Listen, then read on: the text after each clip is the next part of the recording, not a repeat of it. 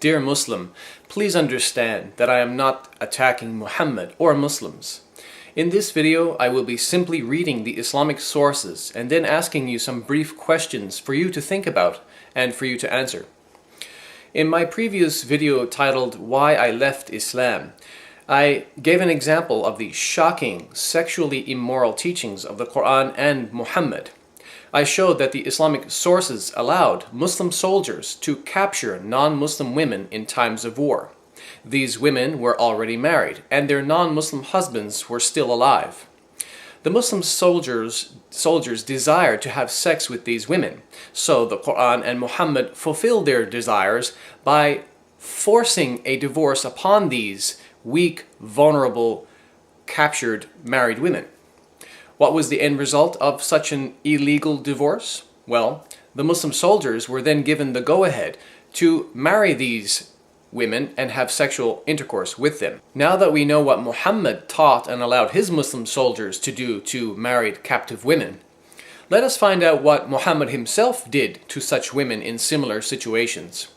Let's look at the Islamic sources and talk about Muhammad's marriage to a Jewish female war captive, whom he purchased through the slave trade.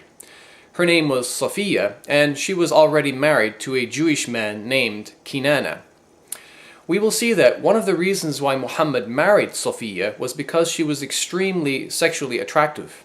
Additionally, some of the narrations say that she was the daughter of an important Jewish tribal leader. In Sahih al-Bukhari, Volume 3, Hadith number 2235, narrated Anas bin Malik, the Prophet came to Khaybar, and when Allah made him victorious and he conquered the town by breaking the enemy's defense, the beauty of Safiya bint Huyay bin Akhtab was mentioned to him, and her husband had been killed while she was a bride. Allah's Messenger selected her for himself. عن أنس بن مالك قال: قدم النبي خيبر فلما فتح الله عليه الحصن ذكر له جمال صفية بنت حيي بن أخطب وقد قتل زوجها وكانت عروسا فاصطفاها رسول الله لنفسه. Now you may be wondering how Sophia's husband was killed. Well, as grotesque and as shocking as it will seem, Muhammad had her husband Kinana brutally tortured by using fire, and then he was beheaded. Muhammad married her shortly afterward.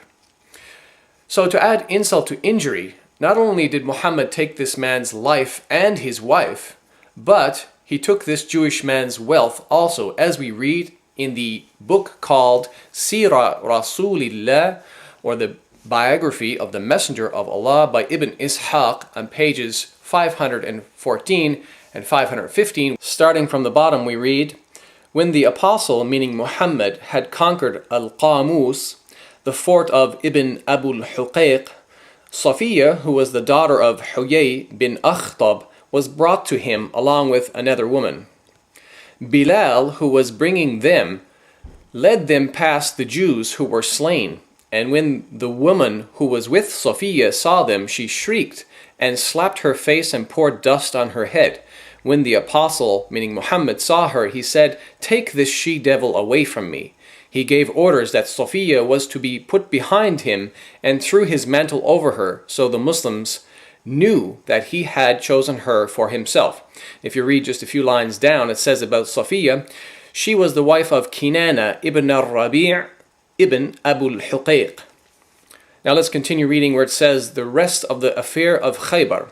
Kinana ibn al-Rabi', who had the custody of the treasure of Banu an-Nadir, was brought to the apostle, who asked him about it. He denied that he knew where it was. A Jew came to the apostle and said that he had seen Kinana going around a certain ruin every morning early. When the apostle, meaning Muhammad, said to Kinana, "Do you know that if we find you have it, I shall kill you?" He said yes. The apostle gave orders that the ruin was to be excavated, and some of the treasure was found.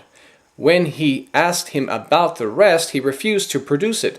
So the apostle, meaning Muhammad, gave orders to, quote, torture him until you extract what he has.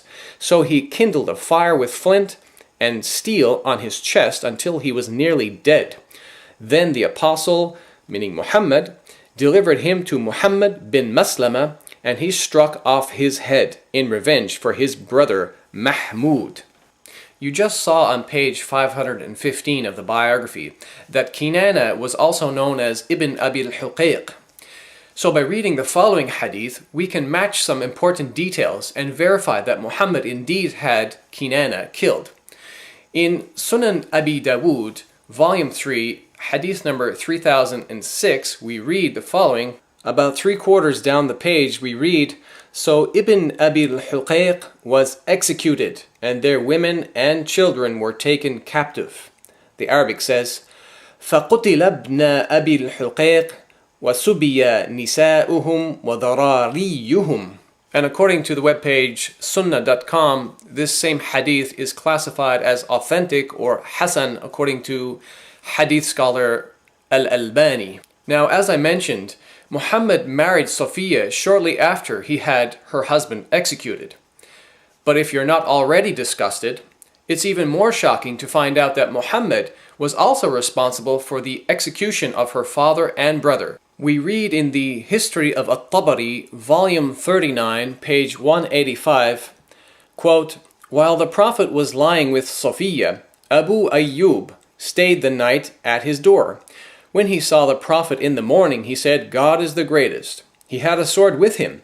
He said to the Prophet, O Messenger of God, this young woman had just been married, and you killed her father, her brother, and her husband, so I did not trust her not to harm you. The Prophet laughed and said, Good. So it seems even Muhammad's companions were questioning such a marriage, and they feared for his safety, as no woman in her right mind would love a man who was responsible for the execution of her own family members. In fact, in one narration, it states that Sophia actually hated Muhammad. In a book called Dala'ilun Nubuwa by Imam al-Bayhaqi, volume 4, page 230, we read, quote, قالت وكان رسول الله من أبغض الناس إلي قتل زوجي وأبي فما زال يعتذر إلي, which means Sophia said, I hated the messenger of Allah more than any of the people. He had killed my husband and my father, therefore he kept apologizing to me. Additionally, we know that Muhammad purchased Sophia from a man named Dihya, who had already taken Sophia as his own female captive. Therefore, Muhammad purchased her through the slave trade. We read in Sunan Ibn Majah, volume 3, hadith number 2272, عن أنس أن النبي اشترى صفية بسبعة أرؤس. It was narrated from Anas that the Prophet bought Sophia for 7 slaves, and this hadith is sahih or authentic. قال عبد الرحمن من دحية الكلب. One of the narrators, Abdul Rahman, said, from Dihya al-Kalbi. Now, after reading about the story of Muhammad and Sophia in the biography and the supporting authentic narrations which validate that story, let me ask those of you who are Muslim or are considering converting to Islam, how do you feel about Muhammad's behavior? Do you honestly think that a woman whose husband, brother, and father were just killed would, within a couple of days or so, voluntarily choose to marry and have sex with the same man who was responsible for the deaths of her family members? I ask you to think hard and be honest with yourself. Thank you for watching. Peace.